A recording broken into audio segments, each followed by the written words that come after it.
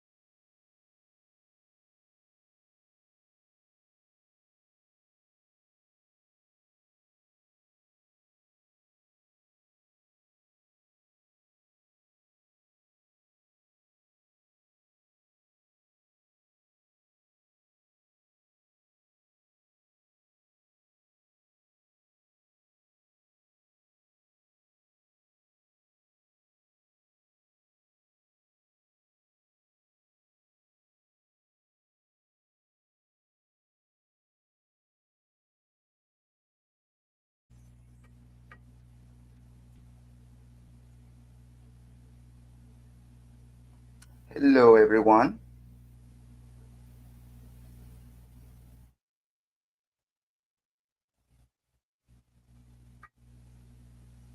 Hello, everyone. Hello, everyone.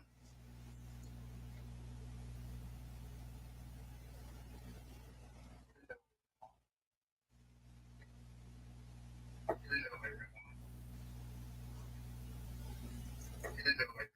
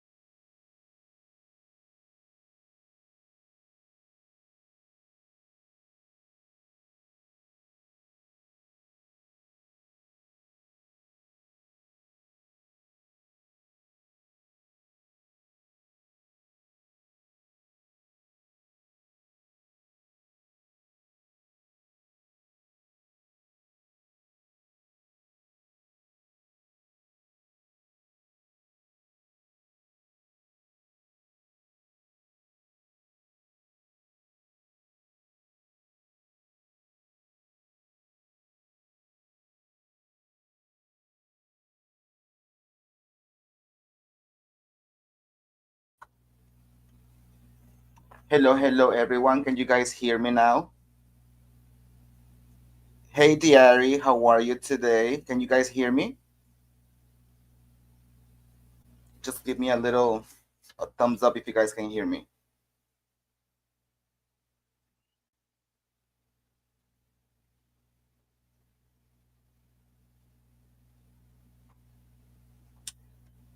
All right.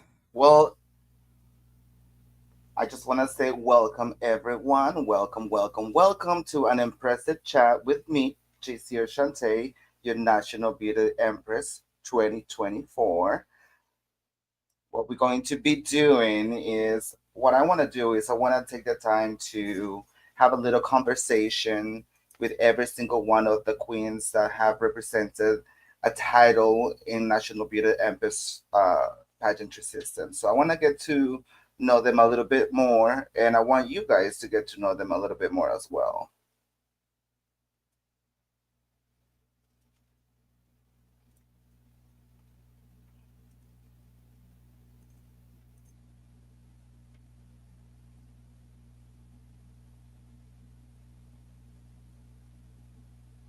We're gonna wait a few minutes until we can get some more people to join the live. And I just received word that my queen, Vantasia, she is not ready to go on yet. But in the meantime, we can chit chat a little bit. If anybody wants to join the chat with me a little bit, just let me know. We can jump in there and chat a little bit before we can get here on the live. And please feel free to share. It doesn't hurt. It helps us with the algorithms and help us get the word out there. So please help us share.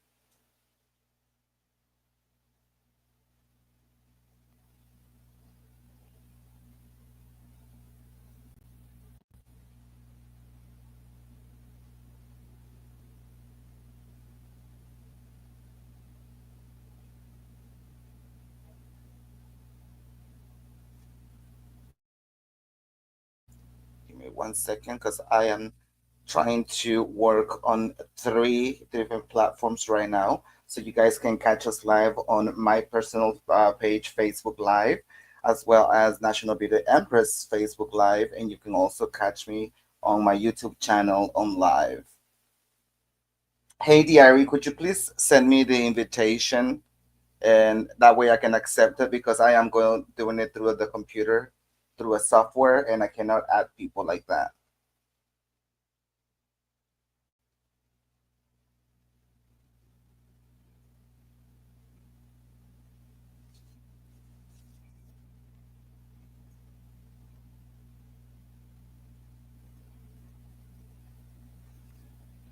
You guys, let me know if the image is clear.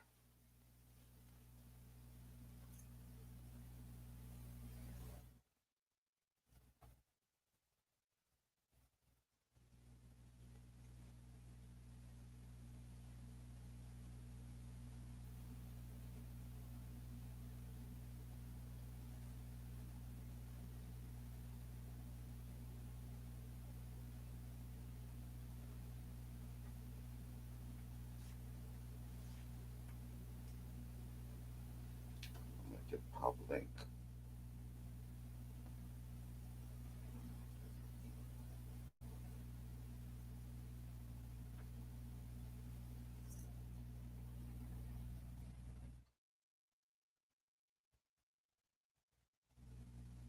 I'm just trying to make sure that all the social medias are on.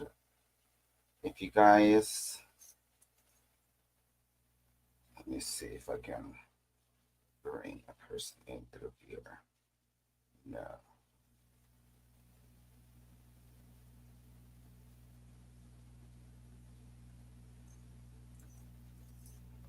Hello, hello, Miss Duche. Welcome to our live. Hey, Diary. Unfortunately, I'm doing it through a different app. I'm not directly through Facebook. So I think that you need an invitation in order to do so. But it looks like it says I can bring them to the video.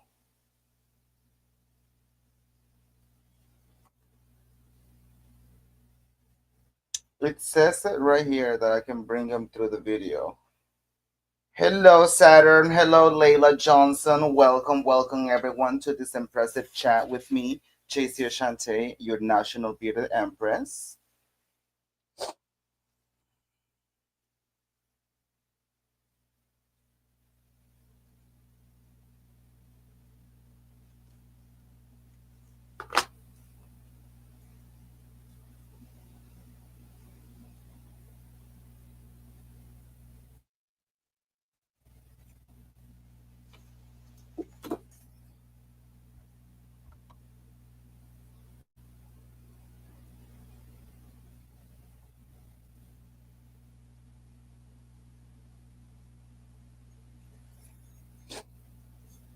How's everybody doing? Let me see if I can do that.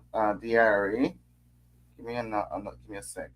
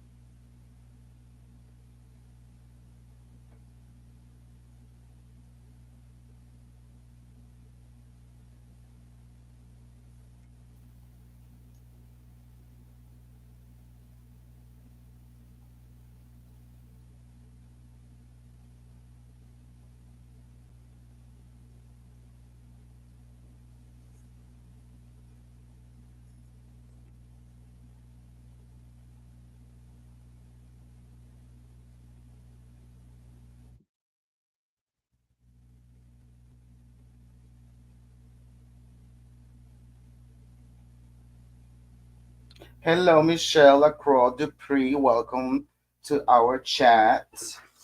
Please bear with us while we have some connectivity issues with the queen that's supposed to join us today. But in the meantime, I want to spark a conversation with you guys, and you guys let me know what your questions are if you have any towards National Beauty Empress. And I cannot wait to talk more about what we have in store.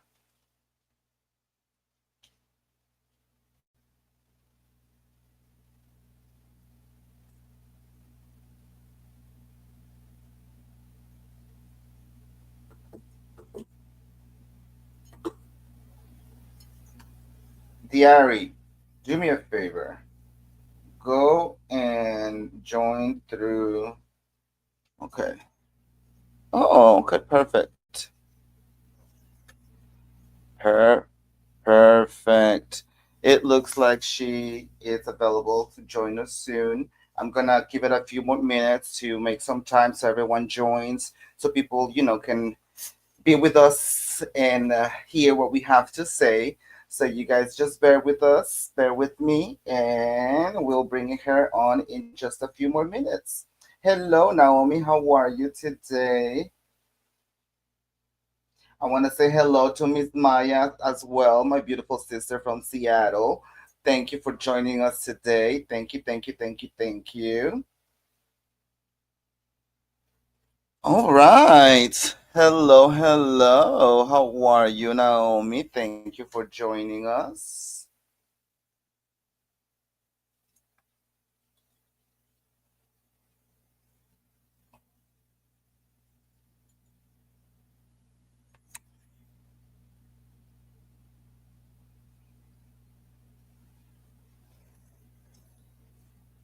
I'm gonna see who else is on. Hey, Miss Red Roulette, all the way from Texas. How are you today? Welcome to my impressive chat with me, JC Oshante, your national bearded empress.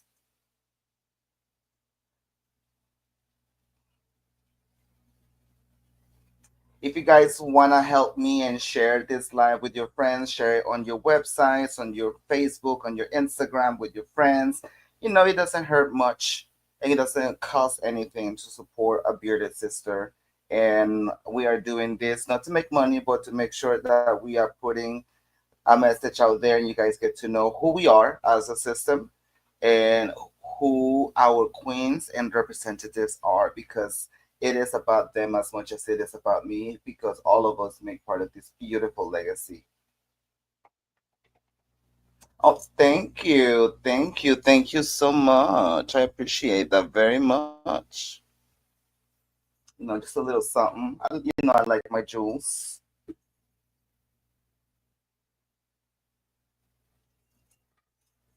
All right. It looks like my sister is ready. So before I bring her on, I want to say thank you everyone for being here, everyone for supporting Bearded Pageantry. I want you guys to know that it means a lot from the bottom of my heart that you guys are spending a minute, an hour, 20 minutes with me and show interest in who we are and what we do as artists.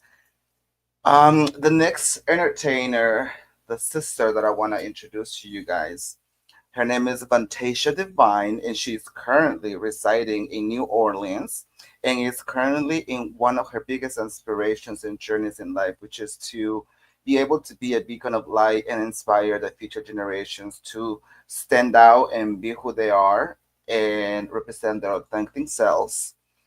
She has branched out in multiple systems where bearded pageantry is allowed and even where it's not common. And she has been knocking those doors down one by one at a time and making sure that we are being seen and our artistry is being seen more out there. So, without further ado, please welcome the beautiful Miss Vantasia It's fine. Divine. Hello, Hello, sister. How are you today? girl. But this time change. I hate it. It's terrible. I'm good. How are you? So it looks like we have a little bit of a lag. Mm, So let me see what I can do about that. Okay. okay, I am great. Thank you.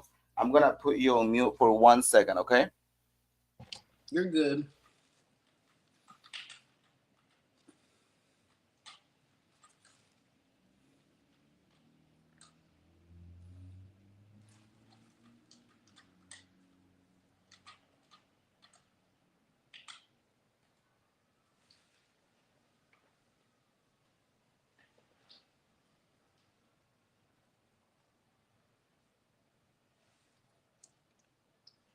I think you might have put yourself on mute, girl.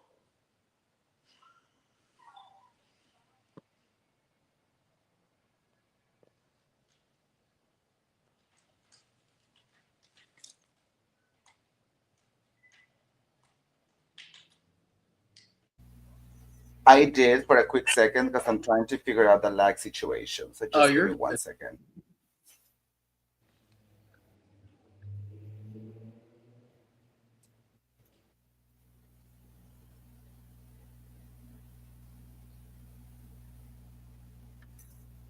No hay ninguno que tenga conexión de computadora.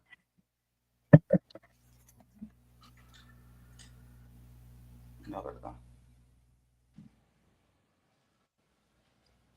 Ujú, que son así como conexión de computadora regular.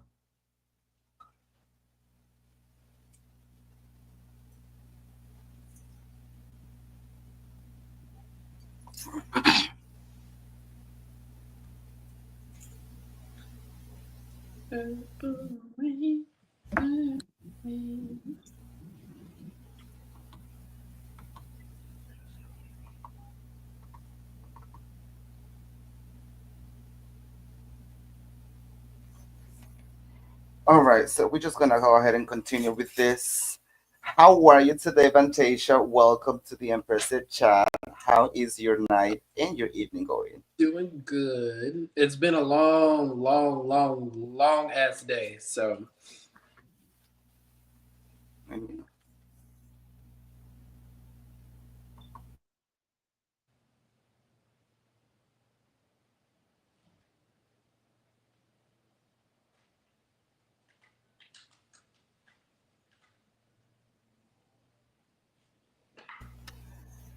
I do apologize in advance for the little delay and the lag that I am experiencing. I wasn't anticipating this, but we're gonna make it work. And if you hear a little distance in my response, it's due to the lag and nothing more. So, Vantasia, today I wanna welcome you, and I want to thank you for the time that you took out of your busy schedule in order to be here and to share this intimate moment with me and with everyone who is watching us. So I want to give you the opportunity for you to introduce yourself and tell us a little bit about who you are in your own words and where can people find you.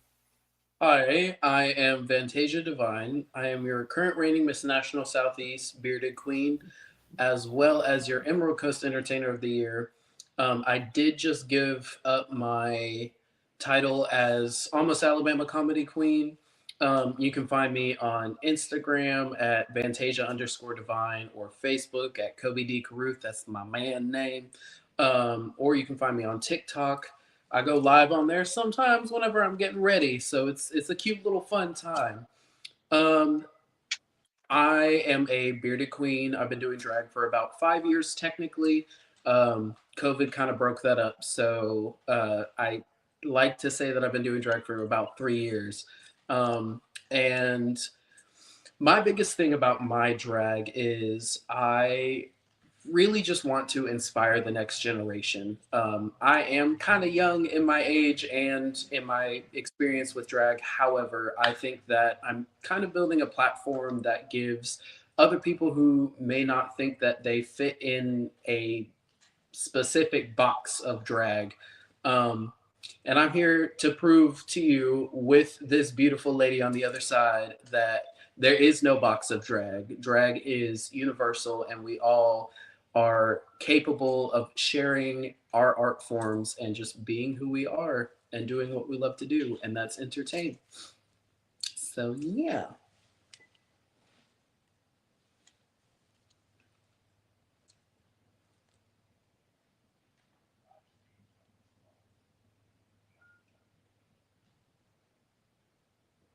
That's the thing that we love to do the most, entertain. I think that that's the one thing that we all as entertainers, drug artists, and artists in general have in common, that we do have a passion. We share the common love for this art, or just for the love of stage. And I feel like that's something very special that unites all of us, whether we are bearded or non-beard. Definitely. I definitely agree. Tasha, let me ask you something. We're gonna go into the first part of this interview, and I like to call this first part intimacy. I like to call this part intimacy because it's about into me. I see. I want to see you. I want you to share who you are and the inside with us a little bit, and allow us the opportunity to get to know who you are. So, are you game for getting exposed, getting down dirty to the dirty knit, and just Ab- being honest with us and telling us who you are? Absolutely. Let's do it. Everything.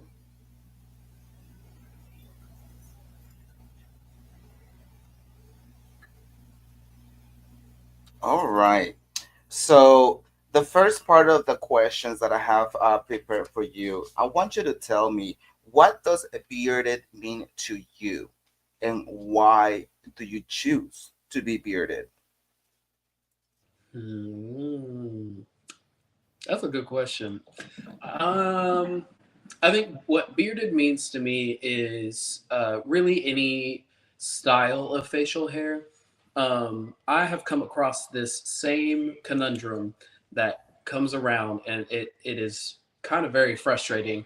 Um, all styles of beards are bearded drag. You can have a chin strap like I have. You can have one that kind of comes up and contours your face. You could have a big, long goatee. Like whatever your facial hair is how you. That's bearded drag. It's your facial hair, and I choose to do bearded drag one because I do like the way that I look like as a man outside of drag, and I have a day job, so I kind of want to keep my physique as a man. Two, because I have tried the beardless drag look before, and genuinely, it's the craziest thing. It makes no sense. I need that train horn to stop. I need Bill Nye to look into it. Um, I look more like a man without my beard than I do with my beard. I don't know. It could be the contouring. It could be just something that I'm not knowing how to do. But also I do it because I genuinely believe in being unauthentically myself. And if that means that I'm going to be on stage with a little bit more facial hair than the woman next to me, then guess what? I'm going to be on stage with a little bit more facial hair than the woman next to me. And guess what? You're going to look at me more than you're going to look at her sometimes. So I'm not mad.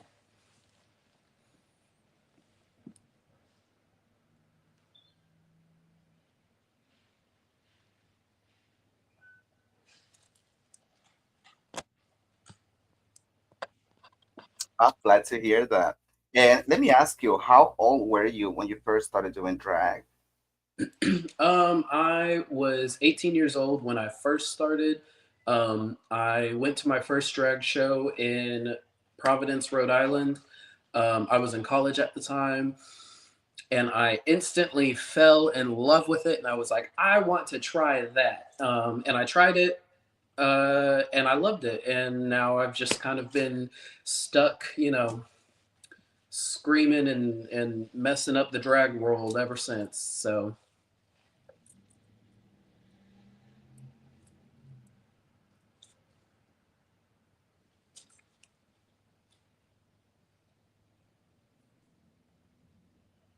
You say you've been doing drag since you were 18 and you've been doing it for 3 years. I mean, you just barely turned 21. Is that correct? no, no, no, no, no. Technically, I've been doing it 5 years, but COVID hit. And after COVID, which took about a year and a half, I started back doing drag when I was 21. No, no, no, no, no, no. When I was 20. It was a year before I turned 21. I started back doing drag when I was 20, and then I've been doing it consistently ever since. So I'm 23 now.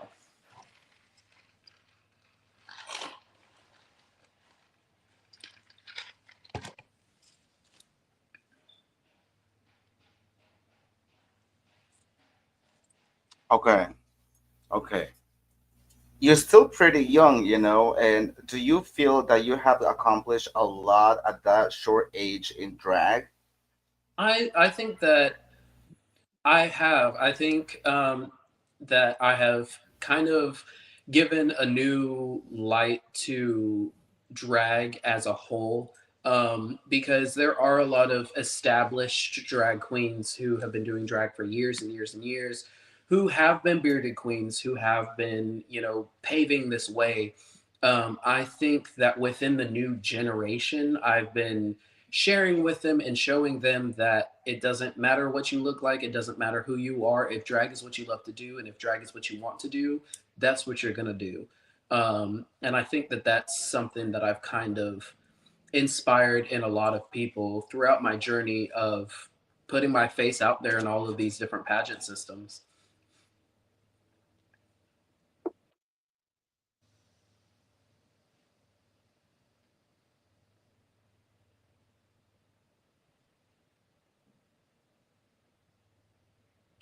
And talking about things that you have done at a short age, can you tell us a little bit more about what it's like being a homeowner at a short age of 16 and how that event changed your life and has molded who you are as a person? So one of the biggest things that ever started me doing drag was, as most little gays, growing up, I used to watch RuPaul's Drag Race with my mom, and we would watch it every single week after school. I'd stay up late to watch it. I knew everybody. I knew all the words. I knew all the dances. I knew it all. Um, and she was always like, "I would love to see you up there one day." And I, when I was growing up, I definitely had it instilled in my mind that the white picket fence is the way to go. A man should marry a woman, they should have kids, they should have a house, and that's how it is. So I would secretly sneak upstairs and, put a blanket over myself, put some heels on, put a wig on, and like prance around upstairs. But when I heard somebody come up there, I would drop it all and, like, you know, get out of it as fast as I could because I didn't want anybody to see me like that. Um, And if anybody didn't know, it's pretty public in my life. It's something I advocate a lot towards. My mom did pass away in 2015. Um, she did it by her own hand, which is why suicide awareness is something that is very important to me. Um, while I'm doing drag, it's something that gives me that space to bring her with me, um, and continue to carry her legacy on and grow and grow. And shortly after she had passed away, I had to live with my dad, who was a terrible person, and he forced me to get married, which is when I ended up owning my first home at 16. Um, and I started doing as much adulting as I could at that age. And I think all of these life experiences that I have gone through have really just pushed me to mature a lot faster and pushed me to understand a different aspect of life. Life hit me kind of hard and kind of fast, but that doesn't mean that life has to stop because all of that happened. I can grow and I can learn from it, and I can teach others how to grow and learn from it, and I can help inspire others to get over this hill that's in front of them. And that's really all I ever want to do, is help inspire other people and help them out of their situations.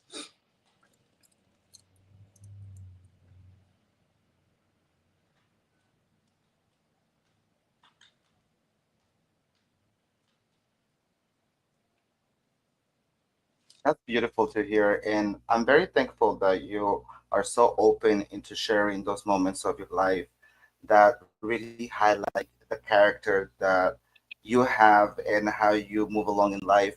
And following in the same sentiment, let me ask you something. Do you consider yourself to be brave?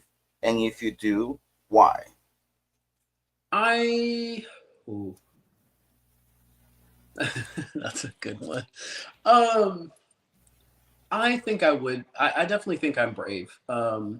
Because I put myself in these situations of not knowing whether or not it's gonna come out well. Like with EOY, when I went to EOY, going to nationals, I was scared out of my mind because it was getting down to the wire and everything was coming in, and I was like, "This isn't what I really wanted in the first place." But I wanted to be up there as more of a symbol of what bearded drag is and what drag in its entirety is, rather than just being up there as me and just showcasing who Fantasia is. That was obviously the main point, because it was me up there, but really wanted to be up there to showcase drag and showcase the diversity of drag. And I think that is a sign of bravery. I don't like talking highly of myself, and that is my one downfall. Because I don't know, it feels a little too egotistical. But I just, I don't know, I think that is kind of brave, is the leaps that I take and the bounds that I take to further my career and further the opportunities for other people.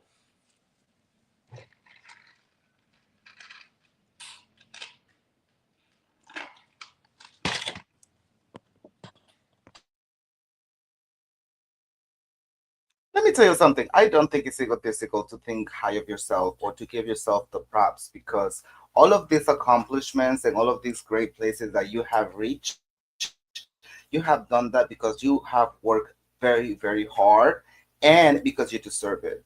And if somebody doesn't give you your flowers, bitch, give yourself the flowers that you deserve because you have earned them, And reading into the comments a little bit, I do want to apologize once more for the awful lag in the live, and we're gonna make it work as much as we can. Do you think I should like leave and rejoin? Do you think that might help a little bit?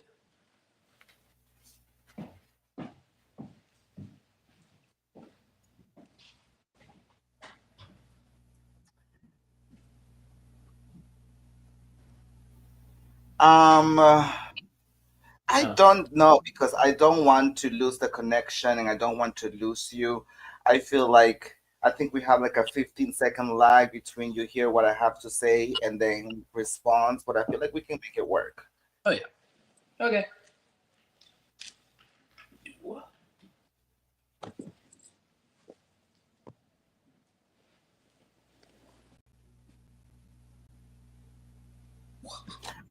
All right, so let's keep moving on.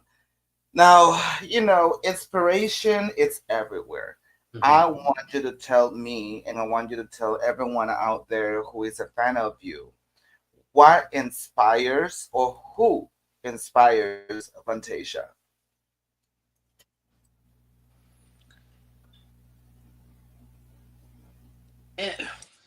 I mean this in the best way possible. For the longest time, I have followed your drag and the things that you have posted.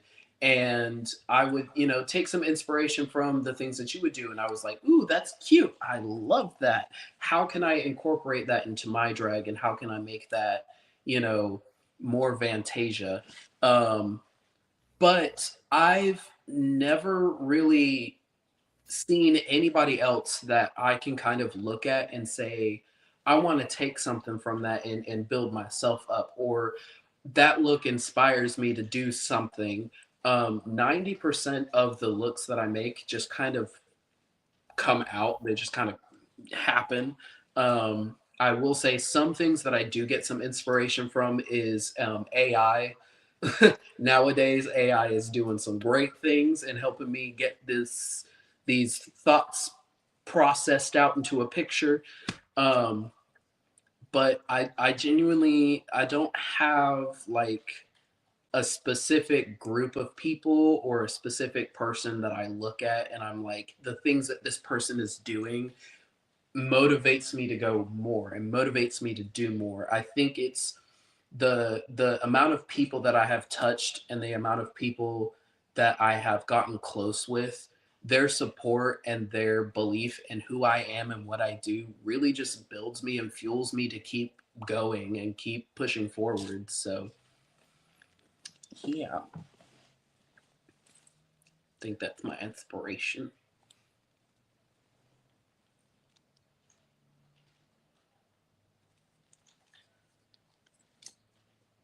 That's nice. I don't know if it happens the same way that it happens to me. For example, the way I find inspiration in others is not necessarily through copying or seeing, oh, I want to do something like somebody, but it's more like something that I had in my mind. You can see someone wear similarly or in the same designing concept, and then you see, look at that. What I was thinking actually works. Now, if I add more of myself, it's gonna go to the next level. At least that's how I like to see things when I get inspired through others. But most of the time, honestly, I feel like I'm always on 420, so that's where my inspiration comes from. Yeah, it just kind of comes out.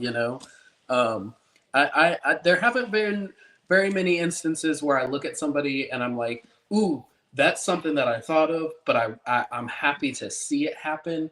Um, I think the only person that I have seen that with How is you. do you react to people who look at you negatively when they see you beer and you're performing out there? I mean, the one thing that I continue to tell myself and I remind myself is at the end of the day, it's just one person's opinion. One person can sit there thinking negatively about what I'm doing and thinking negatively about the way that I look. But at the end of the day, for that one person who thinks that way, there's 10 people who like what I'm doing. There's 10 people who see what I'm doing and they love it and it inspires them. So every one person that doesn't like what I'm doing, guess what? I'm so sorry this isn't your vibe, but I'm gonna do it, and at the end of the day, you're still gonna watch me because I'm still on that stage, and you're still sitting in the audience. Now, if it's a different drag queen who doesn't agree with my drag aesthetic, times have changed, and it's something that is still catching up with a lot of people. But The one thing I do always remind everybody is the Boulay brothers say it the best. Drag is art, and art is subjective. Nobody's art is perfect. It is our own self reflection of what we want to do and what we want to portray ourselves as. And if it isn't something that you want to portray yourself as, and if it's not something that you want in your show, I don't need to be in your show. And I still support you, even though you don't support me. But that's just the way that I look at that.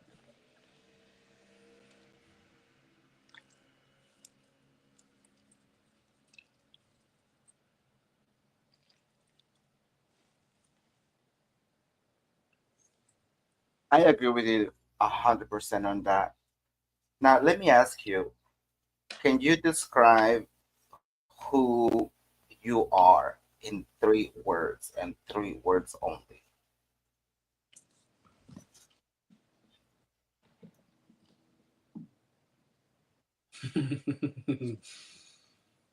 um, Entertaining. I definitely feel like I bring an entertainment value. Um, Beautiful, you know, and in my own sense, unique as well.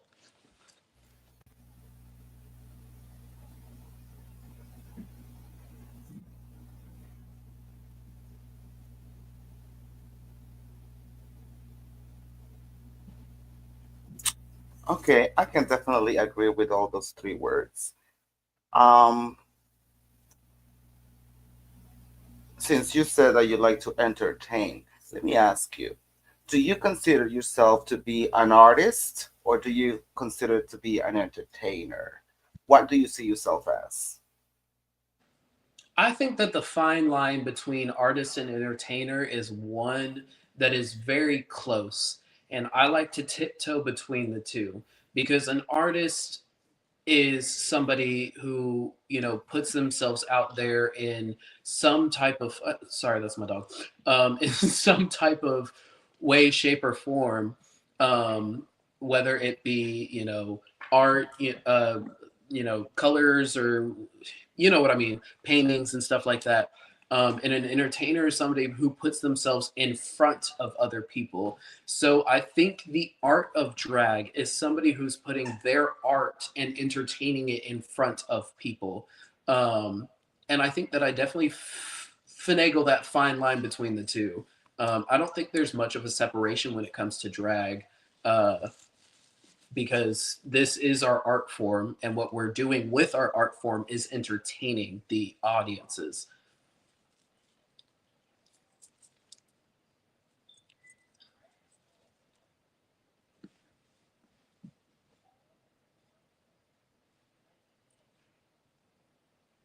I feel like what you said is very important, and I think that they go hand in hand because every artist needs to be able to entertain if entertainment is their industry. Of course, there are other artists who do other things like painting and sculpting and writing who are not necessarily in front of the audience, but I feel like every drag queen is an artist who needs to be able to entertain. Yeah. No, and even those artists who are painters and sculptors, So let they're me ask you, show. what do you consider to be your greatest strength in drag? Hmm. I think my greatest strength in drag is my ability to stick to who I am and know that what I do is a reflection of me. When I had gone to EOY, the one thing that I kept hearing throughout the whole dressing room was, "Wait, you're going out there with a beard?" Yeah, because that's who I am. That's what I do. Um, you know, I'm not gonna change myself for anybody else. And I think the strength in being independent and knowing who you are and what you bring to the table is something that a lot of people should focus more on. Is being stronger in who you are and what you present.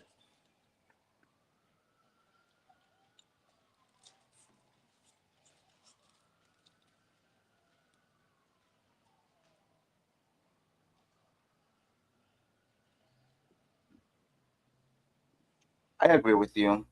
Um, since you have very clear what your strengths are, could you share with us what do you consider to be your greatest weakness? My self confidence is one of my weaknesses. Um, Growing up in the situation that I did, I am very critical about the things that I do. If I have a stray hair, I notice it and it makes me, self deprecate. If my eyeliner's off, or if my eyelash is off, or if there's a stone missing, or if I have no nails like tonight, don't judge me. Those are things that I am a little too critical on myself for. So I know what my strengths are and I know that I present myself as who I am. But in the same breath, I know that who I am and what I'm presenting myself as, I am making myself a little too perfect in my mind. And I need to be okay with the fact that my eyebrows aren't going to be twins every single day. My eyeliner isn't going to be the same every single day. Like, it's okay. The imperfections is what make us perfect. And that's the one lesson that I still have not fully taught myself.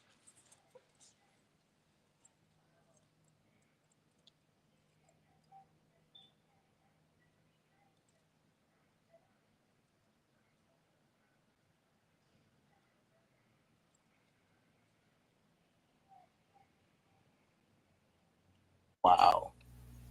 I honestly would have never gotten that from you, that vibe from you, especially with you being next to me when we competed. I would have never thought that confidence was one of the things that you felt you were weaker at. And that's really surprising to know and to see that side from you. So I'm glad that you can share that with us. Of course.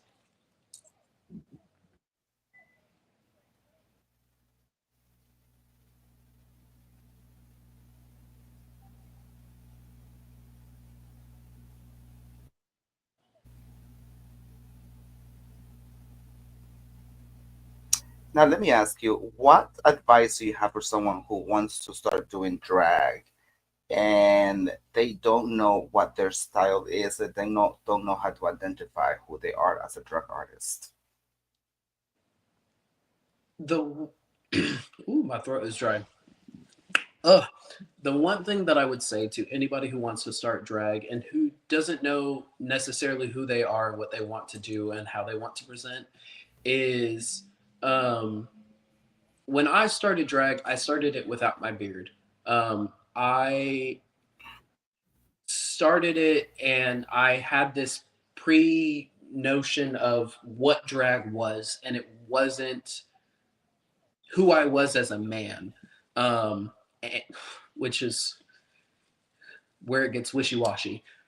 If you are very comfortable with the way that you look like as a man, make that into your drag persona. Figure out how to make that fit into your idea of what you want to do.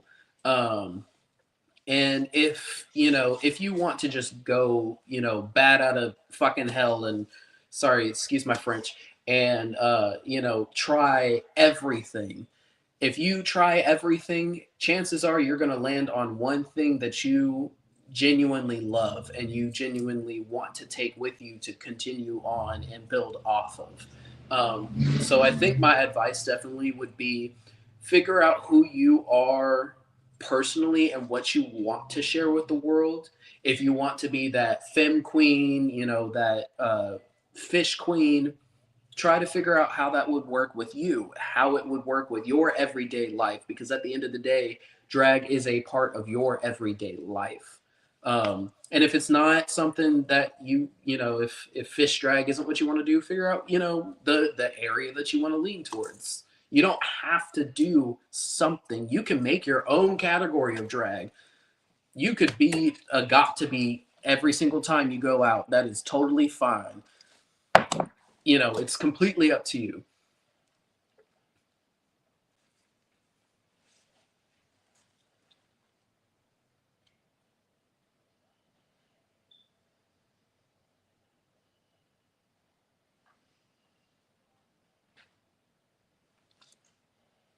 Absolutely. I feel like drag is the opportunity opportunity to allow yourself to be whoever you want to be.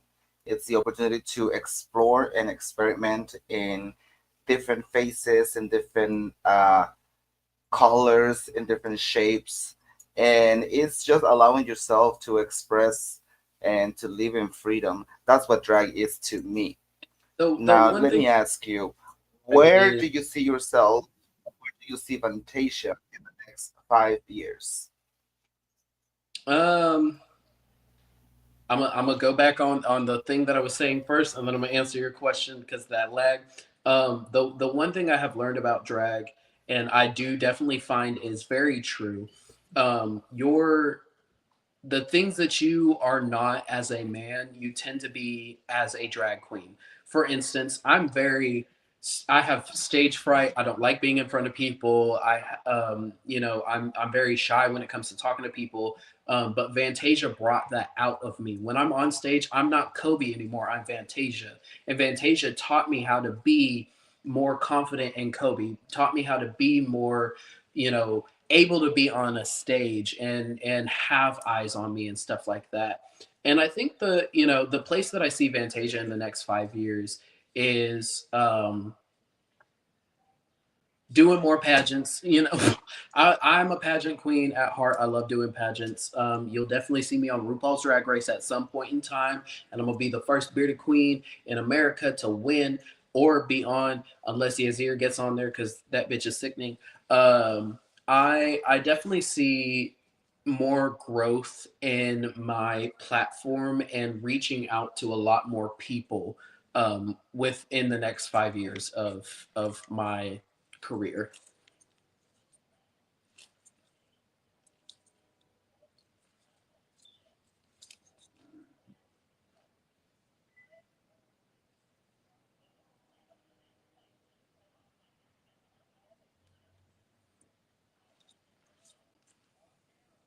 All right.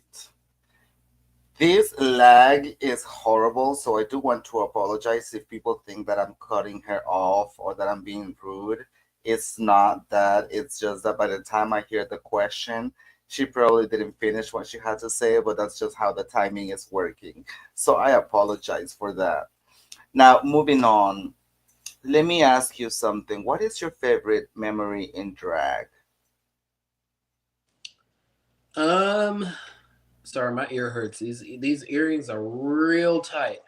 Um, my favorite memory in drag is definitely I am an emotional queen through and through.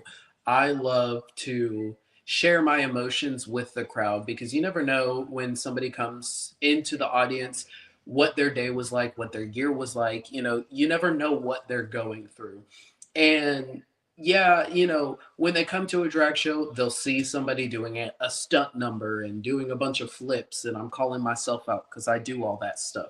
But you don't always see a drag queen who does something heavily emotional. You don't see a drag queen who is okay being on stage, being vulnerable, crying and sharing deeply how they feel.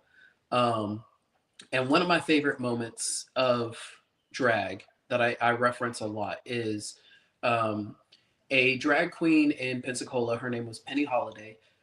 She passed away, unfortunately, and it was a very hard hit in the drag community.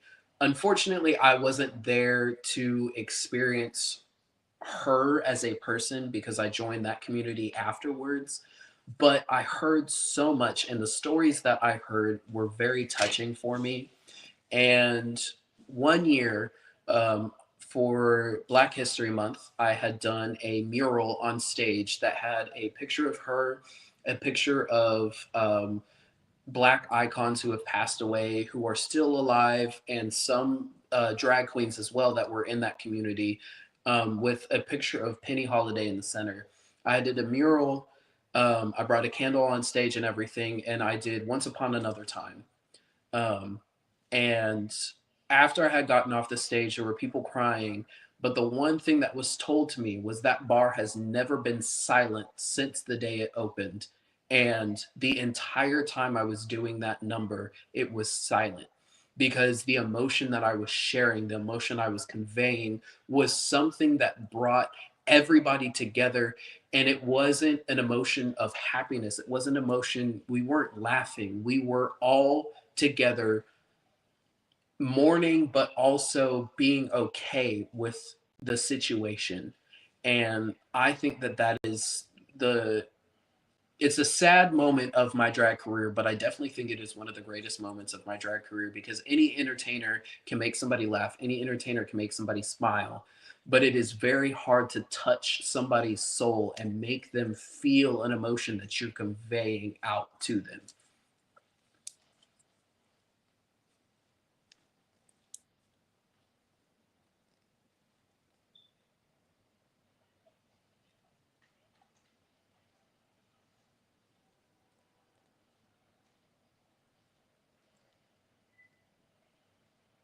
That is beautiful. I personally love that style of drag, that performance style, that not many people are able to tune into the emotion and actually be able to feel it so they can make others feel it. And that's something that I think is getting lost in the new generation of drag because it's all about that kitty cat, cat, cat now. And people forget that, drag is also a way to express emotions, express pain, express hurt, and things that make us vulnerable. And that's a beautiful thing that you're able to harness that energy, put it out there, and make people remember that moment. Yeah, I definitely have my past experiences to thank for that too. Um,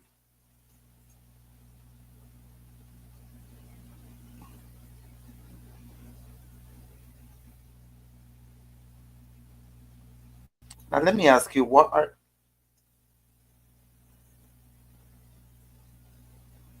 are three things that you cannot live absolutely without in drag?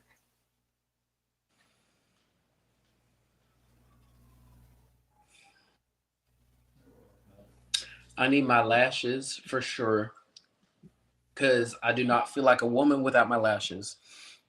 Um, I the one thing that is all the two things that are always in my suitcase, no matter what, is a black thigh high pair of stiletto boots that everybody has, and a black corset belt that everybody has that they got off of Amazon or it was handed down by their auntie Mammy Mims.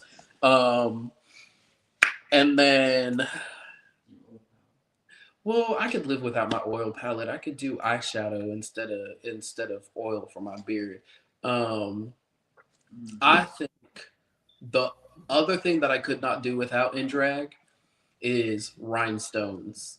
I love to be a glittery, shiny disco ball that is just you. You better see me from the other side of the bar, and if it's not a bar, you better see me from the back of the auditorium. I am now an attention whore. And these sparkles definitely help get that attention because it catches your eye. So, same with the jewelry, it catches your eye.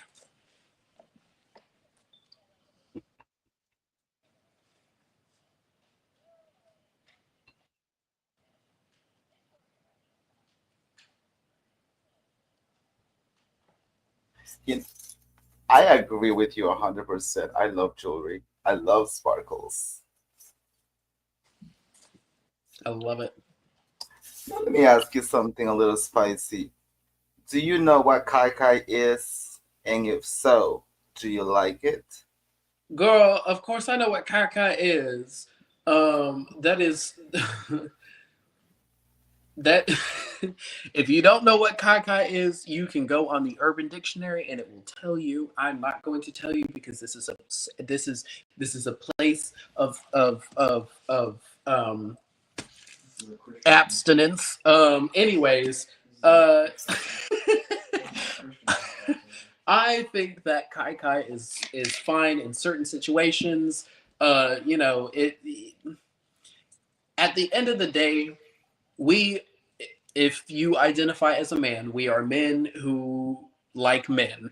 And if a man looks good outside of drag, guess what? He looks good outside of drag. Who's gonna tell me that I can't like somebody the way they look out of drag? I mean, I don't do anything in drag ever, and Fantasia's a virgin, and she's gonna stay a virgin, a very voluptuous virgin. Um, but men are cute. I like men. I got a boyfriend. He's cute. Drag men are they're cute sometimes, and I ain't going to apologize for it. So, Mm, mm,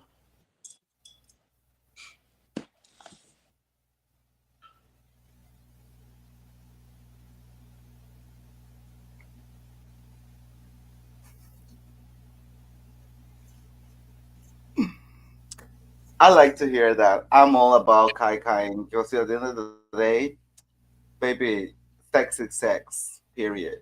It doesn't matter how you get it. Pleasure is pleasure, honey. And since we're talking about pleasure, let me ask you: did you get any pleasure in preparing towards National Beauty Empress, and how was your preparation process to get ready for the pageant? um, I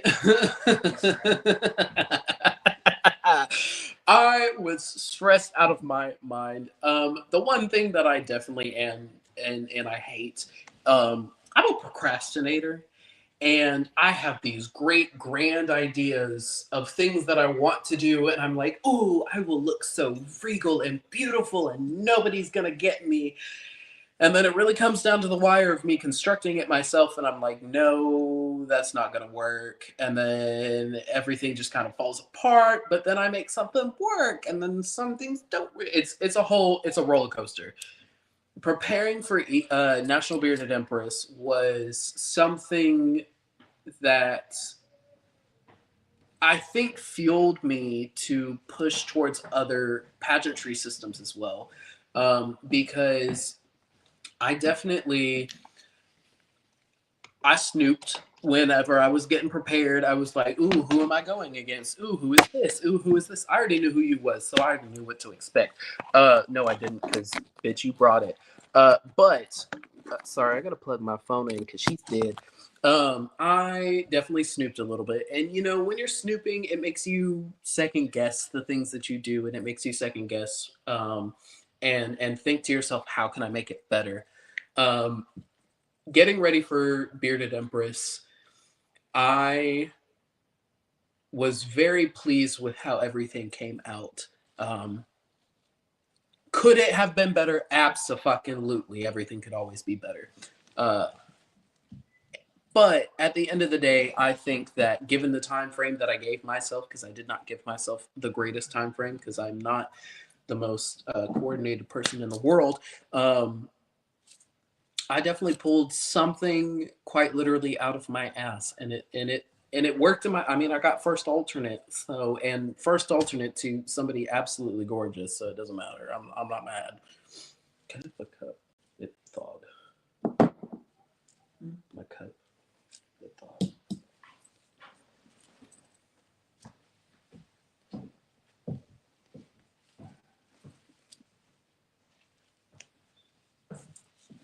Thank you very much for the gorgeous part. Um, I'm really thankful that you are my first alternate.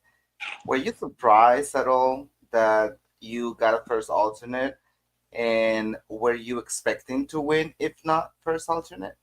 Yeah, I'm surprised I got first alternate. I should have won. I was the clear winner from the beginning. I don't know why anybody ever thought that I shouldn't have won, because I should have won. No, I'm totally joking. I kind of during presentation, one thing I have always learned during pageants, presentation is something that kind of spills the beans for the rest of the pageant. And your presentation was absolutely amazing.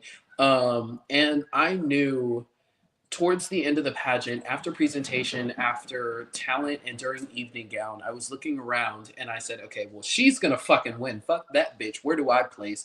And I started looking around. And honestly, I was very pleasantly surprised with getting first alternate, because there were so many other beautiful artists who I truly believe did such an amazing job at showcasing themselves. But I think that that's really what makes pageantry so exhilarating for me, because you never really know what's going to happen. You never know what the judges are thinking. You only know what your own personal experiences are and your own personal opinion is. And I tried to remind myself that maybe there's a chance they didn't like what she did because, you know, it was good, but was it that good? I mean, but that's one of the things that you kind of have to leave up to the discretion of a judge. And I am pleasantly surprised with where I landed and placed. I'm very happy with my placement. I wish, that crown sitting right there was on my head, but it's okay. It's gonna happen. Just not this time. But it's okay. You can put it on my head next time.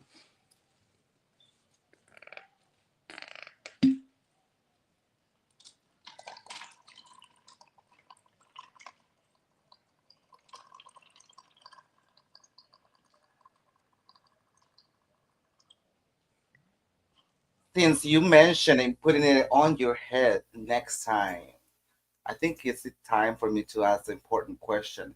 As my first alternate, you automatically have a pass to come back to National Be the Empress. So here live and in front of people, I want to ask you, are you coming back to win this beautiful, impressive crown?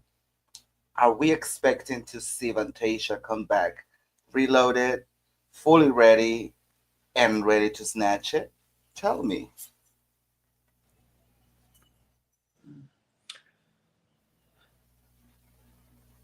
I think that that is a TBA question. And the only reason why I say this, my time with Bearded Empress is definitely not over at all in any way, shape, or form. Um, I have been doing the Bearded Empress system for about 3 years now. My first year, I got first alternate for my regional. And then the second year, I won my regional. And then I got first alternate to national.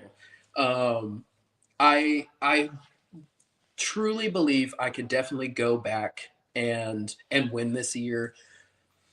Not to set myself too high. I definitely think that the experiences that I have gotten from EOY, Comedy Queen, and these other pageant systems that I have done have the ability to help me win EOY.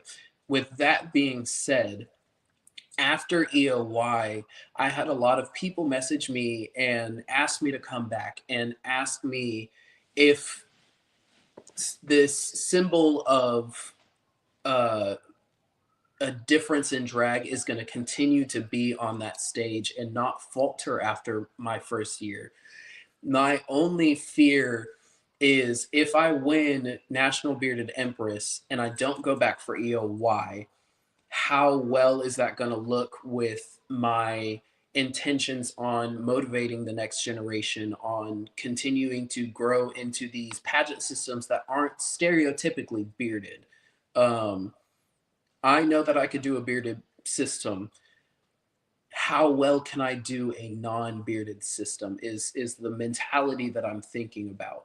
And that's the only TBA part of Bearded Empress, because I definitely want to come back. I definitely want to get the crown, and it's gonna happen. Um, is this year a year that I should do it? Is the question that comes back in my mind. Um, I don't know. And I hate to say that too, because I love Bearded Empress. I really, really do. I just want to branch bearded drag out and still represent National Bearded Empress. Even just as a first alternate, I want to branch out and incorporate these other drag pageantry systems into this family. And if I'm doing that as a first alternate, I'm doing that as a first alternate until I can come back and sweep the pageant and say, hey, guess what? Anyways, and there's so many other bearded queens who I definitely see who need this bearded empress title and deserve it so much more than I do. Um, and some of them I have already talked to, and they're coming this year, and I'm so excited to see them this year. Um, but that's just my ramblings on about that.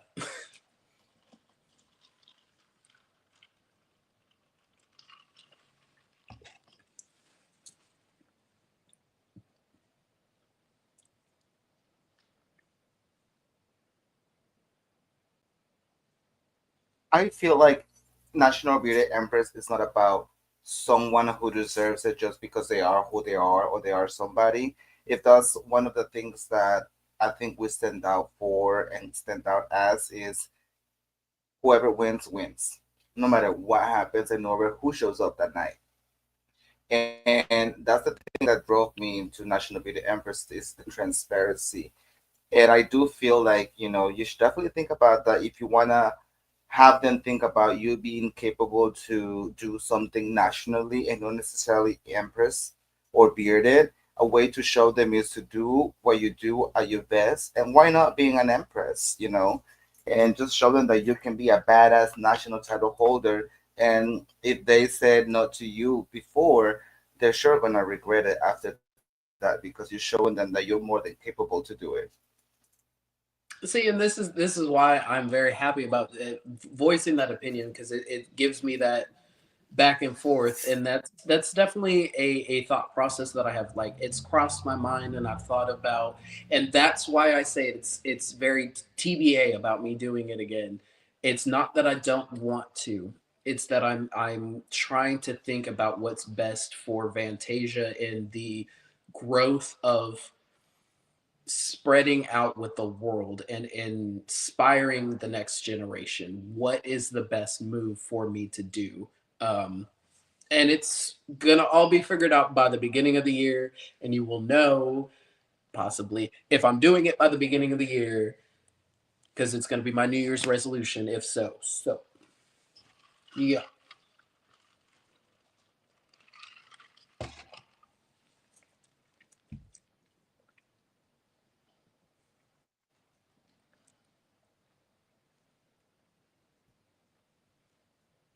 Amazing. So I think that we should move on to the next part of the interview, which I kind of like to call naked or exposed. So the next part of the interview, it's very simple. I'm gonna ask you three questions, and you can ask me three questions as well. And they can be very extremely controversial questions, very spicy, very personal. But here's a catch: you have to answer with the honest truth. And if you refuse to answer with the truth, you're gonna take off one piece of drag of my choosing as a dare. Are you down?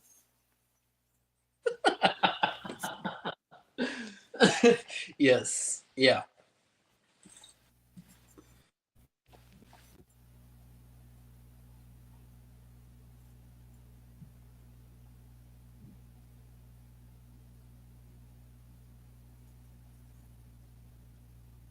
All right. I'm gonna go first, and then you can ask me something. So my first question to you, Fantasia, is: in your current hometown, who do you consider to be the worst drag queen? Oh.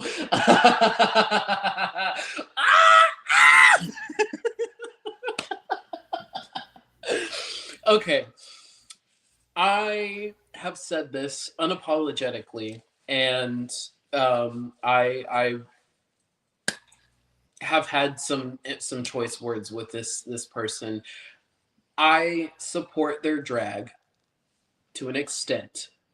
I have a history with this person, and it has caused a lot of um, stress in my life surrounding them. When I see I'm in shows with them, I kind of get pissed off sometimes. I'm not even gonna lie, and I've actually dropped out of a show because they're part of it. Um,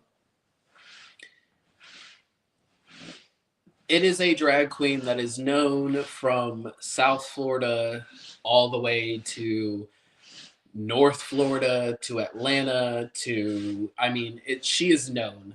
Um, and she is the one person that has communally brought Pensacola together as a drag community, uh, because she brought COVID and gave all of the drag queens COVID and actually almost killed my adopted mom by bringing her COVID. Um, and she goes by the drag name of Royal Pain.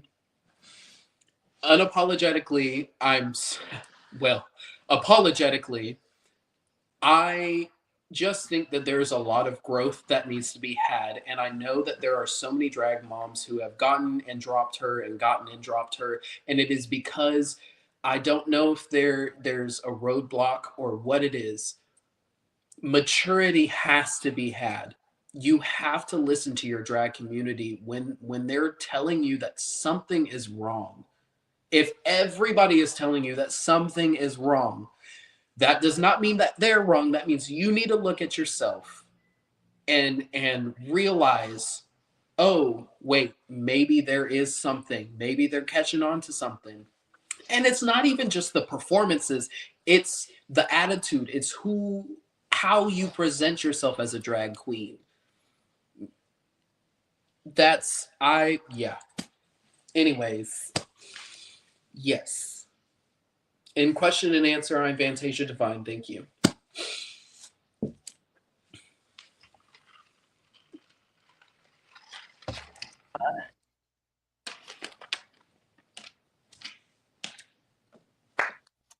Wow, that's a spicy answer. Now, I'm gonna allow you to ask me something spicy so I get to choose whether I tell the truth or I get to be naked. Well, Go ahead. see, if I would have known that I was supposed to be asking you a spicy question, I would have thought of one because I don't think well on the spot. Who do you think didn't belong in Bearded Empress? In your opinion, who do you think did not belong at Bearded Empress? And you can't say everybody belonged. It had to be one person.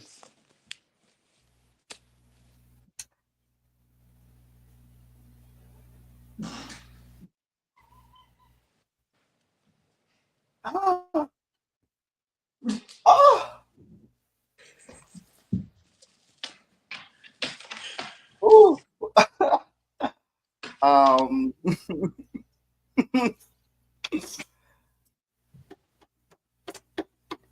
it's a very hard question. So, as a national bearded empress, and as responsible to maintain the peace within my, She gonna take the congeniality way. I'm going to choose to get naked. So you can tell me to remove one piece of the drag, and I will do it. Um. Uh. Well, I mean, you ain't got no breastplate on. I'm assuming you ain't got no hip pads and shit on. So you might as well take that fluffy little jacket off and put it in a box and send it my way. I think that's how this works. I knew that was going to be a question.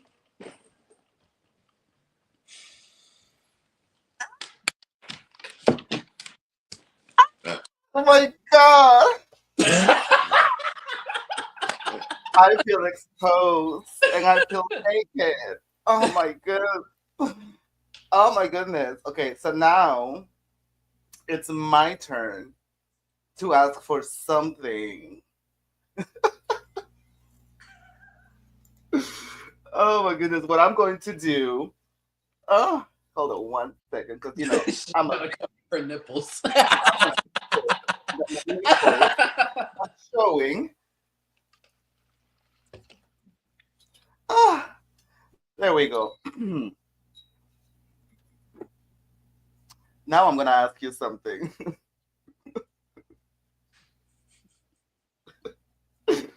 Now let me ask you something. Who do you think is the smelliest bearded queen that you have worked with? Vaginas. Who is the smelliest, stinkiest, ranchiest bearded Vaginas. that you have Vaginas. worked with? Vaginas.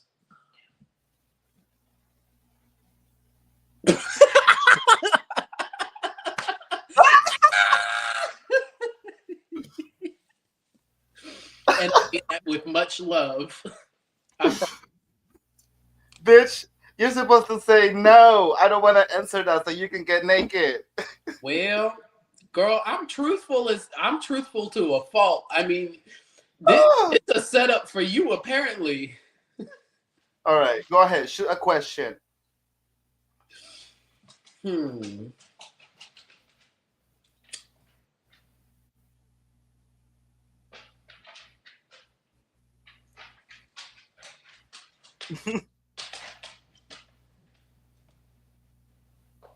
I don't fucking know. Shit. This is look. You can't put me on the spot like this. Um.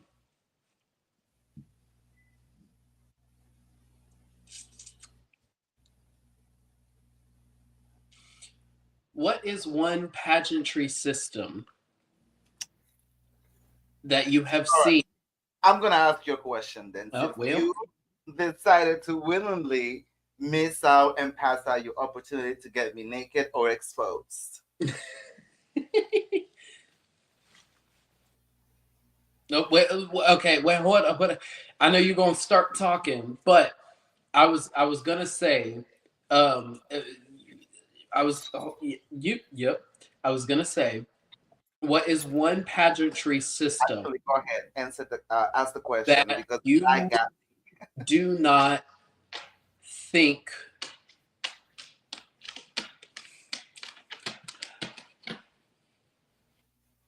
I don't want to say should be a pageantry system. What is one pageantry system that you think that could be run in a better direction, if that makes sense?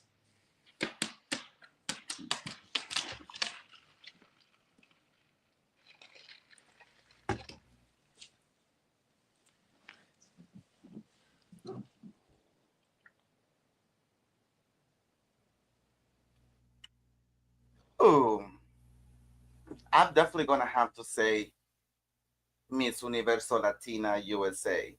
I think that it's the biggest pageantry system, but I feel like from what I've heard and seen from a lot of the formers, it's all about making money for the organization. It's not really about doing anything for the community or for themselves, but it's about making money for the owners and their pockets. And if they don't make money for them, they get the crown and they get fined. So I feel like it should be about giving and not trying to make a big penny out of the community that supports pageantry. So Okay.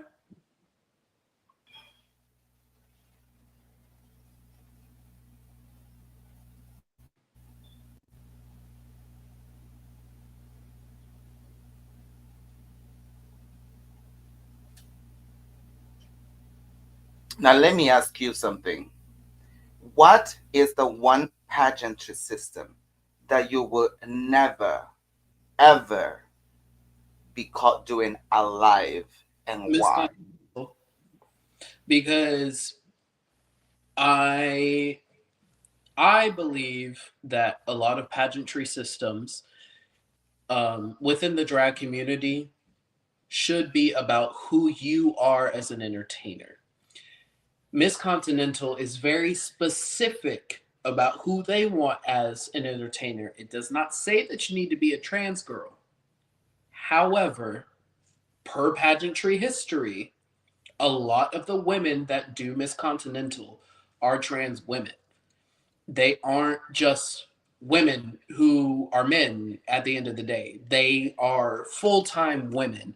And I don't think that that's not a pageantry system I will ever be a part of. One, because I can't, because I have a beard. And two, because I don't want any body augmentation. I'm happy with who I am as a man. I'm happy with who I am as Kobe. That's why you see that little banner going across and it says my name and it doesn't just say Fantasia. I love Kobe. Fantasia is just an extension of me. And I think a lot of pageantry systems have lost that mentality that when we're doing this pageant system, this is an extension of us. This is how we're going to represent you. That doesn't mean that that is us full time. We're when we do interview, we're men.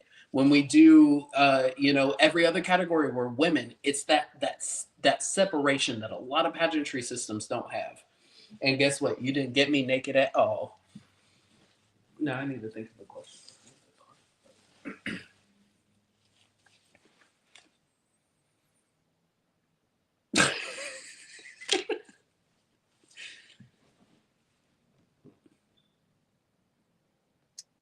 Oh, Jesus. Guess I'm gonna have to dig deeper for the next queen that comes next week so I can make sure I get them naked and not myself naked. And I'll have to make sure that I wear more clothes. Girl, all you got on is a jacket and a vest or a So corset.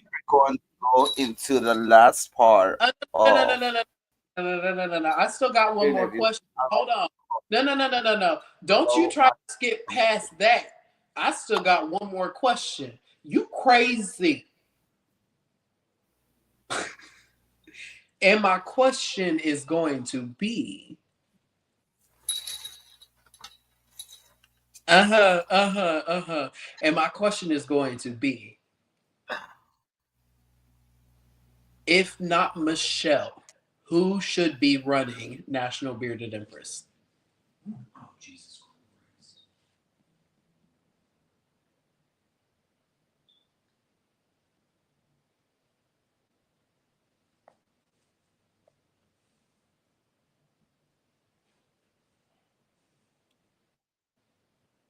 ooh, that's a very simple question. If not Michelle, me. Because I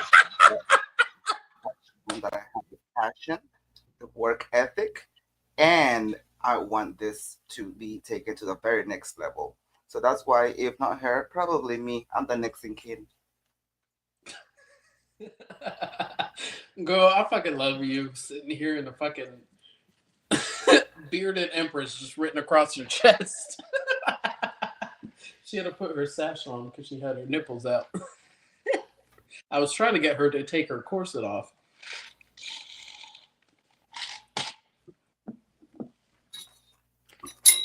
Bitch, you're not gonna catch my video to be demonetized. Hell to the fucking hell. Excuse my French.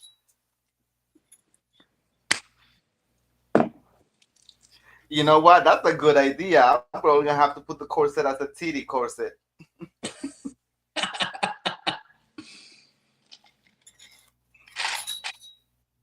So we're gonna move on to the last part of the interview. And this part of the interview, like I said, I wanna call it blow my beard away. So I want you to tell me one hidden talent that nobody knows that you have, and can you demonstrate it to us?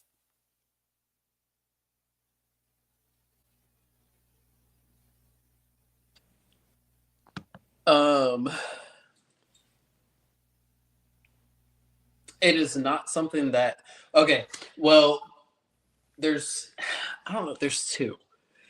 One, I have not been able to demonstrate with Bearded Empress for the last few years, which is what I really wanted to bring last during this last pageant, which I probably would have beat you with.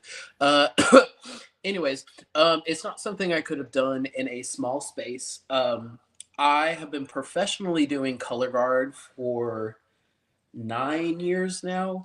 I've taught color guard. I'm looking for a school to teach. Also, if you know a school in the New Orleans, Louisiana area that needs a color guard coach, just let me know. Um, but I have been teaching color guard. I've actually been choreographing talents and stuff like that. Like dance is something that is rooted very deeply in me. Um, Color guard is what I really wanted to do as my talent for National Bearded Empress, but I didn't have the space to do it. And I can show you because my ceiling's really tall. The other one that I have been working on or have continued to work on is something that I want to bring to EOY in the near future. Um, they have harness hookups. That's it. That's all I'm gonna say because I don't want to give it away because it's something that I want to do. They have harness hookups. That's all I'm gonna say.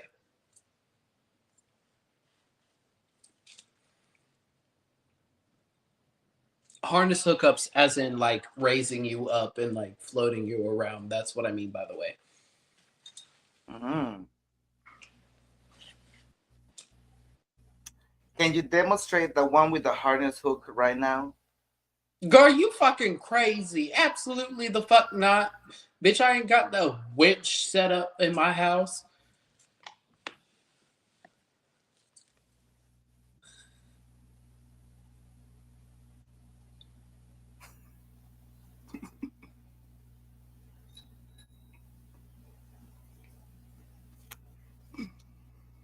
Now, let me ask you something else. What is the most embarrassing story that you have that has happened to you in drag? Something that you haven't told anybody, but you can tell us today. Well, I mean, as you can tell from the beginning of the live, I'm a very open book. A lot of the most embarrassing things that have ever happened to me that are in drag have happened to me while I was on stage. So, I mean, the most recent one was I was performing at a bar, and they have a little island that we get to perform on that's in the middle of the crowd. And I had this muscular dude carry me across the crowd and put me down on that stage. And I was performing and I was getting into it and I was doing my shit. And then I slipped and fell because there was a little bit of water on the floor. But it's okay because I got a 20 out of it because I stuck the landing after I fell. Um, and then I did Proud Mary, and my tits started coming up. And while they were coming up, I just ripped it out of my outfit and threw it off to the side because guess what? They're fake. So it doesn't really matter. Um, I think the only thing that is embarrassing that has happened to me in drag that I haven't told anybody only because it's something that happens to a lot of drag queens when they stay in drag for a very long time is after being in drag for about 12 hours, I got a UTI because I wasn't able to use the bathroom because I didn't want to compromise my tuck. So I got a UTI from that. Um, I mean, that's just one of the stupid things that comes with drag. If you hold it too long, you're gonna fucking get a UTI, you know.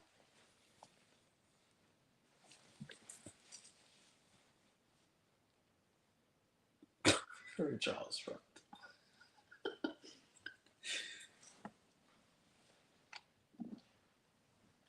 Oh my God.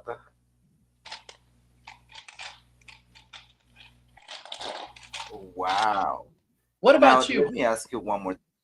Oh, well, never mind. What is something that you want to be remembered by in the next few years? And what do you want to be remembered by after you give up your title as National Southeast Beauty Queen? The one thing, hold on, I'm gonna say two things because this is a two-parter.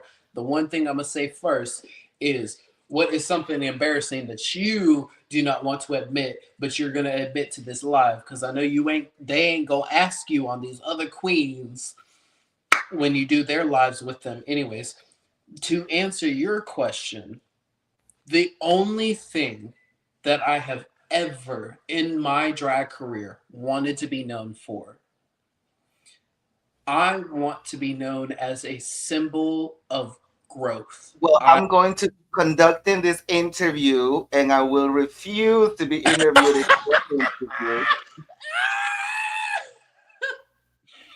anyways, I want to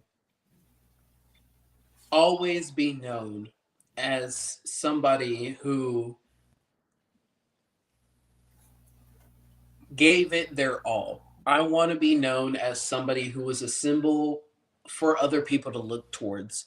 Growing up, when I had my suicidal ideation, when I had my depression, when I had my anxiety, and all of that type of stuff, I didn't personally have somebody that I could look towards and say, if they could make it, I can make it. And one of the things that I live by as a motto is everybody's chemical makeup is different.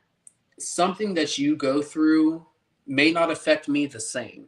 When you stub your toe, the world ends. But for me, I stub my toe and I keep going. You know, it's very different for each person. But I think that the one thing I always want to be known as and known for is showing the world that you could stub your toe, you could lose a parent, you could lose a family. No matter what it is, no matter what you have gone through, you are important, you are valid, and your life is more important than you could ever know. When you have these depressive thoughts, when you have these suicidal thoughts, you have to think about how it affects the community around you. Yes, after it's done, you don't have to worry about it because you're not there. But guess what? They're there. And the one thing that a lot of people have when they have these thoughts, when they have this depression, is they're very concerned about making other people happy, and they're very concerned about other people's emotions because we're empaths. And you have to remind yourself that yes, after it's over, it's over, but it's not over for everybody else. And I don't mean to take this to a dark place, but that's something that I really really want to hit home on, and I really want to be known for. I want to be known for somebody who is that light that you may not see, who is that person that you can look towards. I have gone through hell and back, but guess what? I am here, and you can make it through anything that is going on in your life, even if it's a breakup. No matter what it is, I'm here, and that's what I want you to always remember. Somebody is going to be there. Somebody is going to be a beacon for you, and somebody is going to light that way. And if you have nobody else in your life, always remember that Fantasia is going to be there, and we can all be divine together. We are going to get through whatever it is, and we are going to prosper and live fruitful lives because that is what we are here for. We aren't here for anybody else. We aren't here to make anybody else happy. We are here to live our life and make it fruitful. And that's the only thing I want to be known for. I want to inspire the next generation, and I want to inspire people to keep going because I wanted to give up, and I did give up a few times, but I'm here. So I want to share my experience.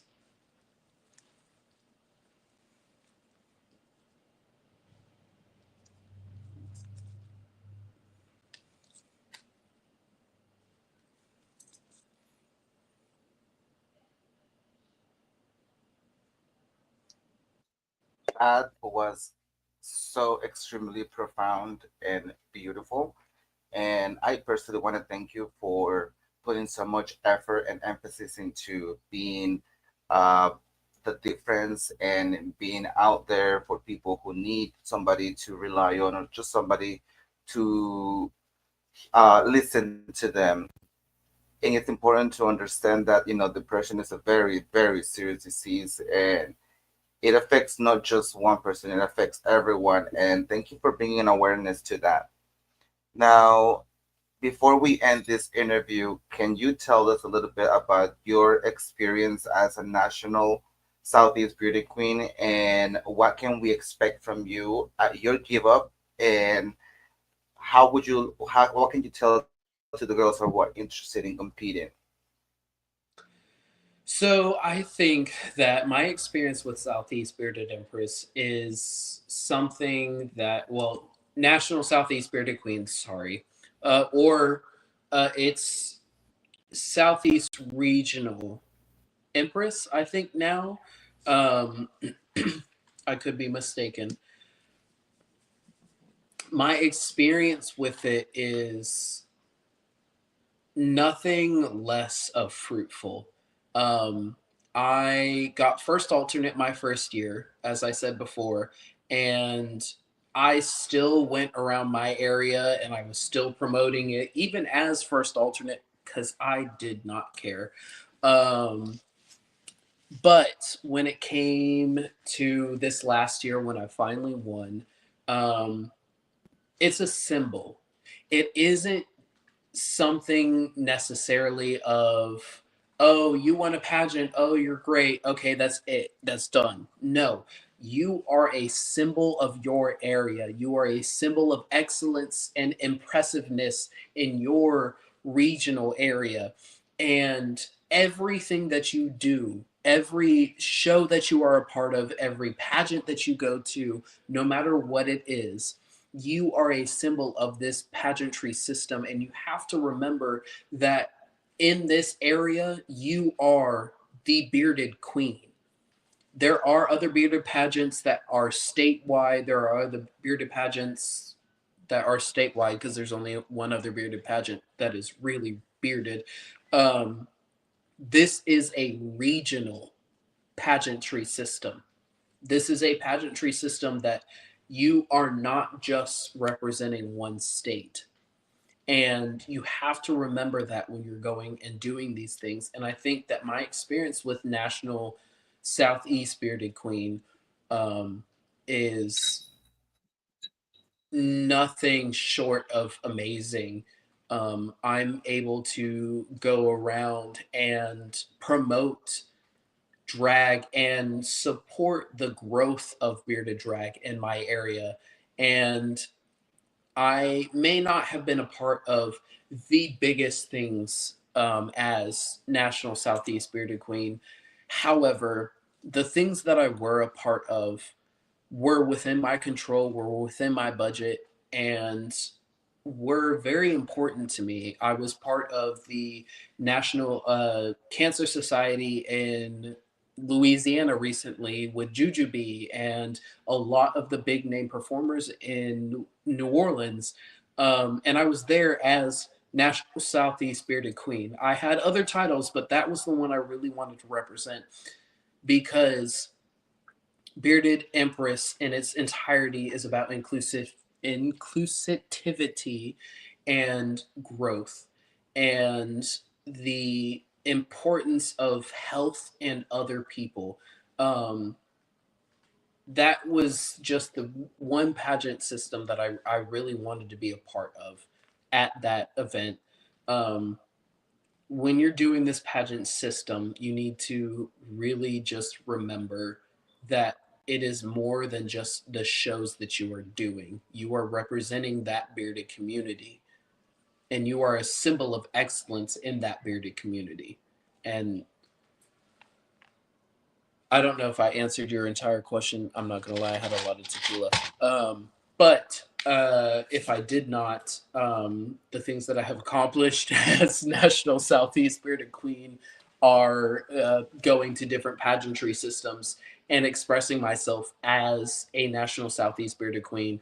You sure Um, did. and even, even if it's a local pageant, go to that local pageant and rep that sash. You are a title holder when you win this pageant. You are a title holder. Nobody can take that away from you, and nobody can devalue what you are. You're a title holder. Hold that high. Hold that in your heart. What you do and what you put on that stage is a title holder performance. Make it known why you have this pageant title. If you're going to do it just because you think you can win it, don't do it. There's no point in it. If you're going to do it because you want to grow the pageantry system and you want to help the next generation, do that.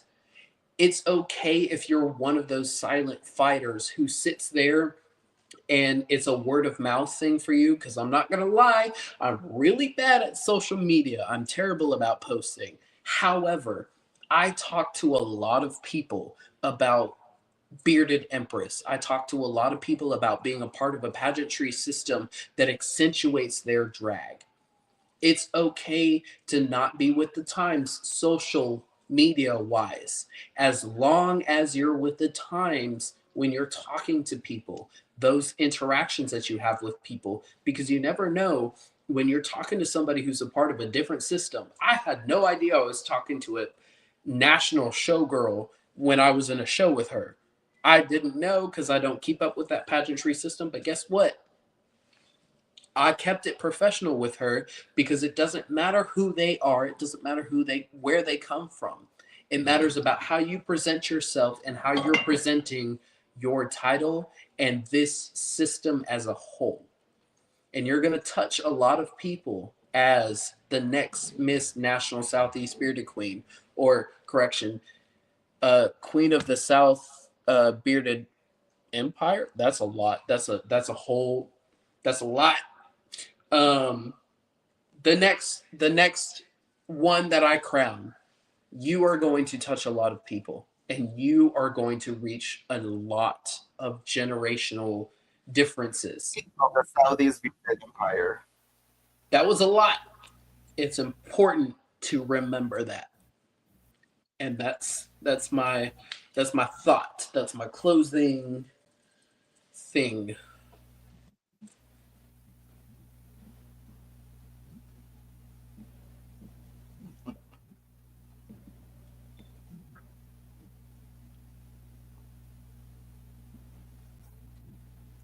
Ah, well, that was beautiful, Fantasia. I want to say thank you so much from the bottom of my heart once again for taking the time to be part of this. I know for the audience that we had a little bit of lag and some technical difficulties, which I will be fixing for the next one next week. But I want to thank you for being here, being present, and for staying true to who you are and representing bearded community at its finest and at the highest level. And I just want to say that I am so, so, so proud and so grateful that I met you and that you are now part of my history as well. And I cannot wait to see what great things you accomplish and how much higher you put the bearded community within our community in pageantry systems. So thank you so much for being here. And thank you for being part of National Bearded Empress Pageantry System. I have left there for audiences to go ahead and find you on Instagram, Facebook, and if they want to leave you a little tip, that's somewhere they can do it through Cash App or Venmo. Thank you so much again for being here, and we're gonna let you go and continue the conversation so I can close this. Yeah. Thank you so much. Uh, Now back to everyone out there. Thank you so much for being part of National Bearded Empress. Thank you so much for allowing us to be part of your evening. Thank you for supporting bearded pageantry systems and bearded artists. Thank you so much for being part, excuse me, of our history in the making. And we have so many great things that are coming up this year, this upcoming year, that we cannot wait to share with you. And until next week, I am JC Oshante, your National Beauty Empress, and I was excited and happy to have brought a piece of who our queens are and for you guys to get to know them a little bit more. Thank you, and you guys have a wonderful night.